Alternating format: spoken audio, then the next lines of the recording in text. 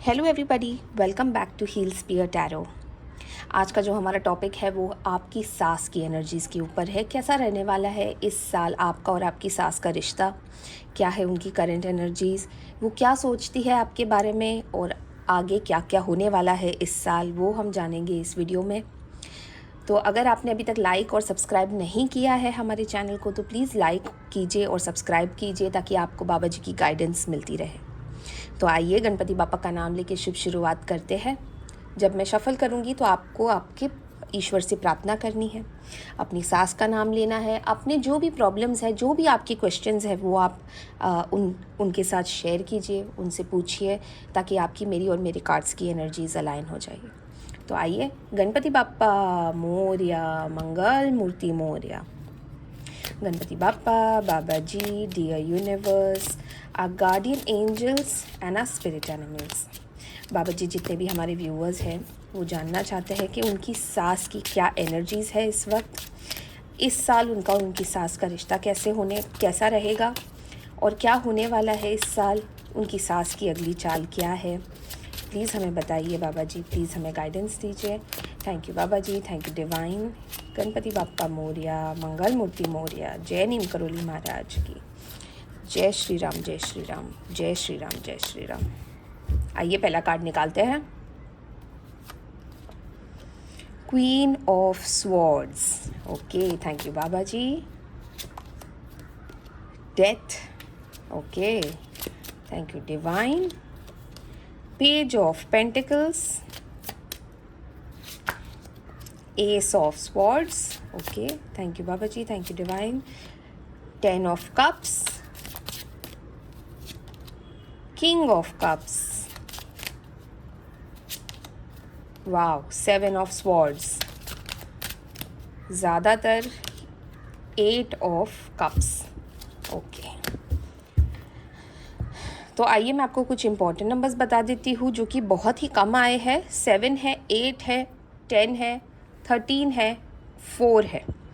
तो ये कुछ इंपॉर्टेंट नंबर्स है और यहाँ पे मुझे जो सबसे ज़्यादा एनर्जी नज़र आ रही है वो स्वॉर्ड्स की एनर्जी आ रही है, यानी कि आपकी जो सास है वो एयर एलिमेंट की हो सकती है, यानी कि जेमिनाई, लिब्रा, एक्वेरियस, यानी कि मिथुन, तुला, कुंभ राशि की हो सकती है।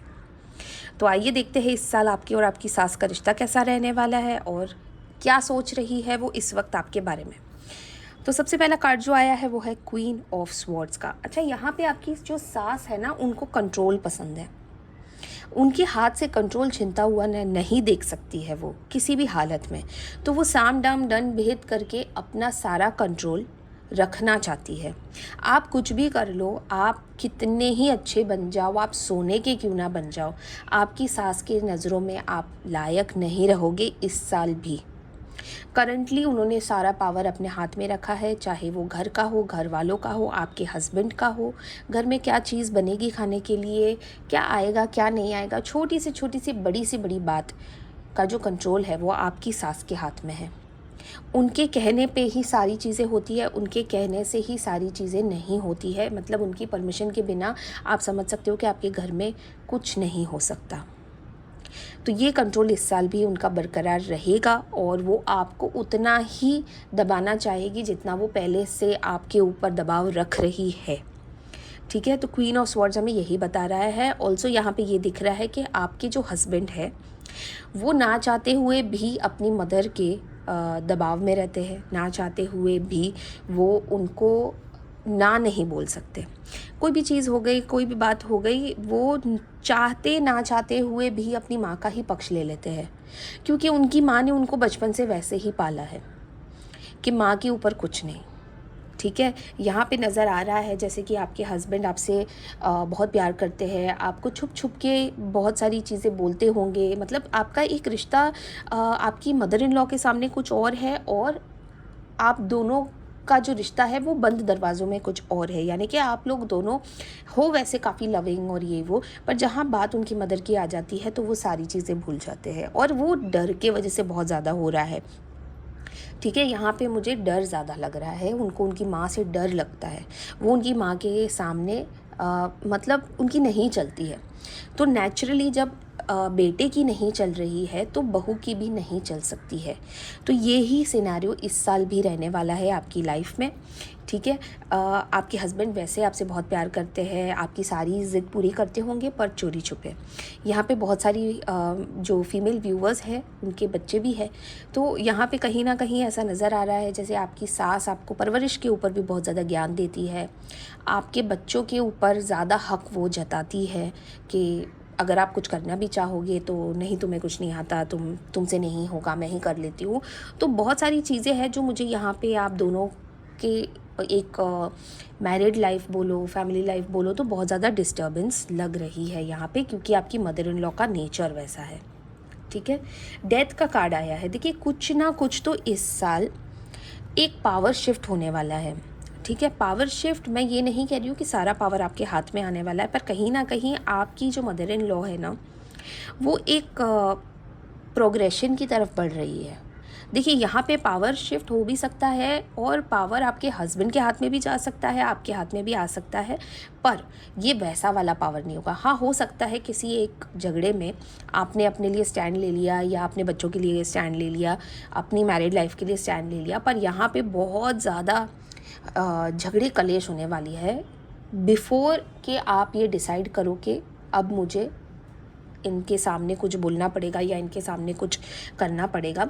आपकी मदर इन लॉ आपसे वो पावर छीनने की 100% कोशिश करेगी, इमोशनल ब्लैकमेल बोलो, कुछ भी बोलो, पर यहाँ पे एक चेंज नज़र आ रहा है, वो पॉजिटिव रहने वाला है, ठीक है।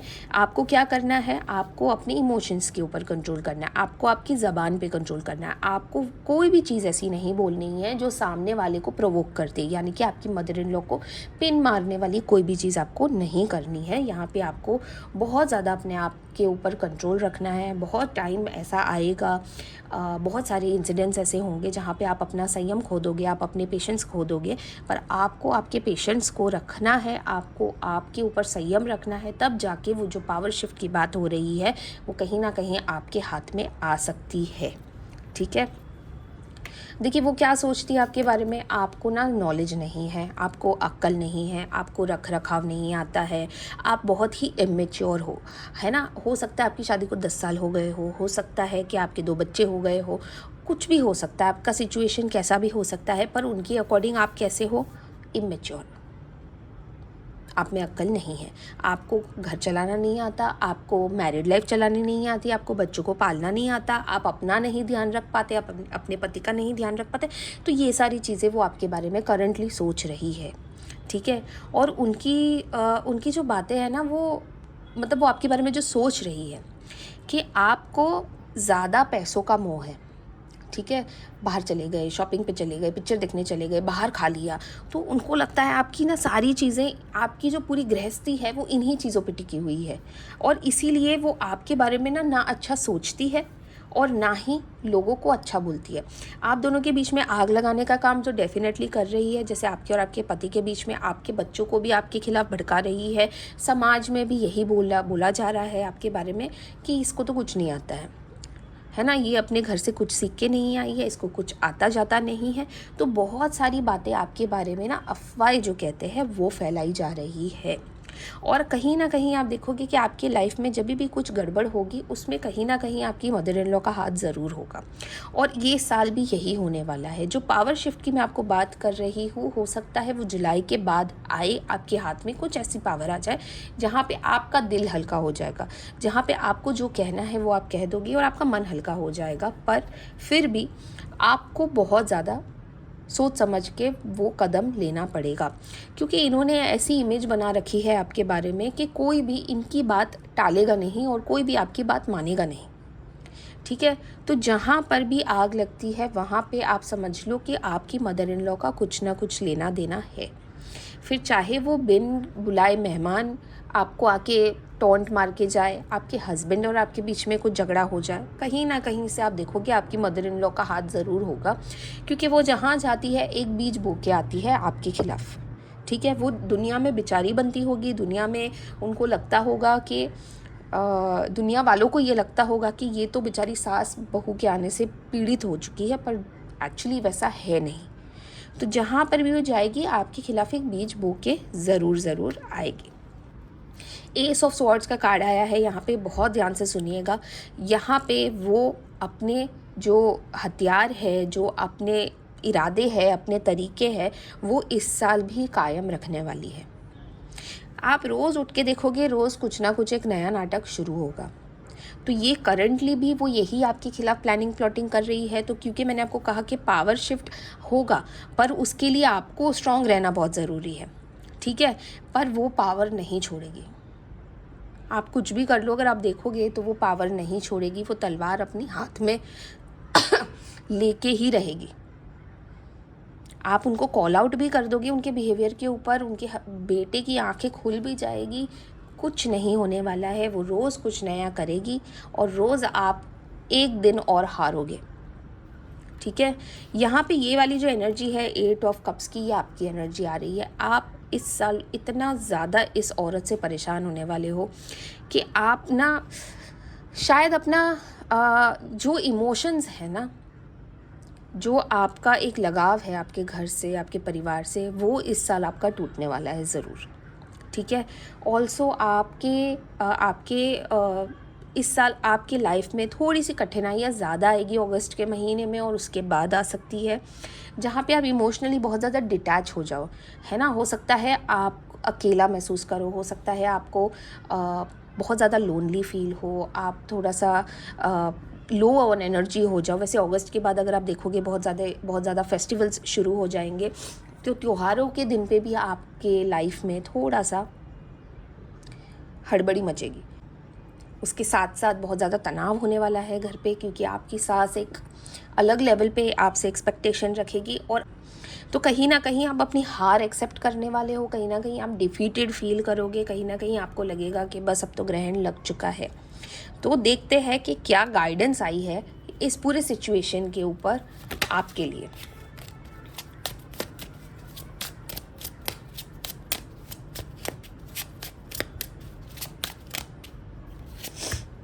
The star, wow, the hanged man, okay, thank you universe, and 9 of pentacles, okay. तो ये आपकी गाइडेंस है, ठीक है। 10 स्टार, आप ऑलरेडी बहुत ज़्यादा ब्लेस्ड हो, आपके ऊपर वाले का बहुत ज़्यादा आशीर्वाद है, और आपको बस जैसे कि मैंने आपको कहा, आपको अपने ऊपर संयम रखना है, पेशेंस रखने हैं, क्योंकि आप अगर जहाँ हारोगे वहाँ आप सब खो दोगे, ठीक है। तो आपको बैलेंस करके चलना है, और आपको ये याद रखना है कि पेशेंस जो होते हैं, जितना आप संयम रखोगे, कहते हैं ना कि सब्र का फल मीठा होता है। आपको बस इस साल अपने ऊपर थोड़ा सा संयम रखना है, थोड़ा सब्र रखना है। आप देखोगे कि आप आगे जैसे बढ़ते जाओगे इस साल में, अगस्त के बाद जैसे मैंने आपको कहा बहुत ज़्यादा कठिनाइयाँ आने वाली है, पर वहीं पे एक चेंज भी आने वाला है, एक पावर शिफ्ट भी होने वाला है। तो उस वक्त जब आपके हाथ में पावर आएगा, तब आप दूध का दूध और पानी का पानी करोगे। पर तब तक आपको जैसे चल रहा है वैसे चलने दो। आपकी मदर इन लॉ को ये सोचने दो कि ठीक है, you are the boss, you are the best, आपको जो ठीक लगे आप करिए, पर आपको अपनी लाइफ को अपने कंट्रोल में लेना है, और आप वो ज़रूर लेने वाले हो, ठीक है। हैंग्ड मैन का कार्ड आया है, अगर आप ध्यान से देखोगे तो आपको सोच समझ के सारी की सारी चाल चलनी है। आप कई बार गुस्से में आके बहुत सारी चीज़ें ऐसी बोल देते हो जिसका आपको बाद में रिग्रेट होता है, और वही पॉइंट्स आपकी मदर इन लॉ पिक कर लेती है। तो आपको सोचे समझे बिना कुछ भी नहीं करना है, आपको सारी चीज़ें सोच समझ के प्लान करके चलनी पड़ेगी। जैसे कि मैंने आपको कहा, अगस्त के बाद कठिनाइयाँ आ सकती है। अगर आप नोटिस करोगे तो सितंबर में, अगस्त और सितंबर में ये पूरी कश्मकश चलने वाली है, जहाँ पे आपको लगेगा आप हारने ही वाले हो, पर वहीं आपको एक अच्छी आइडिया आ जाएगी, ऊपर वाले का एक आशीर्वाद रहेगा आपके साथ, और आप देखोगे कि कहीं ना कहीं आप अपने आप को, अपनी लाइफ को, अपनी मैरिड लाइफ को, अपने बच्चों की लाइफ को कहीं ना कहीं कुछ ना कुछ कंट्रोल आप ज़रूर अपने हाथ में ले लोगे, ठीक है। इसके लिए आपको पेशेंस रखना है। लंबा समय है सितंबर तक का, आपको वो समय काटना है, और गाइडेंस में बहुत अच्छी बात आई है कि आपको सितंबर के बाद रिजल्ट ज़रूर मिलेगा। कहीं ना कहीं यहाँ पे जो डिफीट होने वाला है, जो पावर शिफ्ट होने वाला है, वो आपके हाथ में, मैं नहीं कह रही हूँ 100% आएगा, पर 1% अगर आ भी गया तो आपकी जीत पक्की हो जाएगी। तो आपको इस साल बस अपने ऊपर थोड़ा सा काबू रखना है, ऊपर वाले के ऊपर भरोसा रखना है। आप में वो क्षमता है कि आप ये जो पड़ाव है ये पार कर लोगे, तो चाहे कुछ भी हो जाए, बिना सोचे समझे आगे मत बढ़िएगा और जितना हो सकता है अपने आप के ऊपर कंट्रोल रखिएगा। इमोशनली आप डिस्टर्ब रहने वाले हो, इमोशनली आप लोनली फील करने वाले हो, पर कोई बात नहीं, फेज़ है, फेज़ को फेज़ की तरह ही रखना। ये ज़िंदगी नहीं है आपकी, ये एक फ़ेज़ है जो आपको पार करना है। और वो आप खुशी खुशी जब आप इस फेज़ से बाहर आओगे तो आप भगवान को भी थैंकफुल रहोगे कि आपने अच्छा हुआ मेरी ये परीक्षा ली है। तो बस आपको ये परीक्षा पास करनी है। इस एग्ज़ाम में आपको फ्लाइंग कलर्स के साथ बाहर निकलना है। फिर वो 1% का कंट्रोल भी आपकी लाइफ बदल देगा। तो आई होप आपको ये रीडिंग पसंद आई हो, ये वीडियो अच्छा लगा हो। आई होप कि आप यहाँ से कुछ पॉजिटिव लेके जा रहे हो, और अगर आप लेके जा रहे हो तो प्लीज़ आप कमेंट में ज़रूर लिखिएगा, I claim this positive energy. मैं समझ जाऊँगी बाबा जी की गाइडेंस आप तक पहुँच गई है। इसके अलावा आप अपने ईश्वर का नाम लिख दीजिएगा, जैसे कि जय नीम करोली महाराज, हर हर महादेव, गणपति बाप्पा मोरिया, जिसे भी आप सबसे ज़्यादा मानते हो उनका नाम लिखिएगा। मैं समझ जाऊँगी आप तक बाबा जी की गाइडेंस पहुँच गई है। अगर आप उनसे पर्सनल कंसल्टेशन लेना चाह रहे हो तो मेरा नंबर है ऊपर व्हाट्सएप पे, आप मुझे मैसेज कर सकते हो। ये फ्री कंसल्टेशंस नहीं होती है, पेड कंसल्टेशंस होती है। और मिलते हैं कल एक नए वीडियो के साथ। तब तक के लिए ध्यान रखिएगा अपना बहुत सारा। कल आने वाले हम एक बहुत ही इंटरेस्टिंग रीडिंग लेके आपकी स्पिरिट गाइड्स के ऊपर मैं आपको समझाऊंगी स्पिरिट गाइड्स क्या होती है और वो कैसे आपको हर जगह हर मोड़ पे आपको बचाती है, आपको गाइडेंस देती है। तो स्पिरिट गाइड्स को समझना बहुत इंपॉर्टेंट होता है। तो कल हम स्पिरिट गाइड्स के ऊपर बात करने वाले हैं, तो वो वीडियो भी ज़रूर देखना।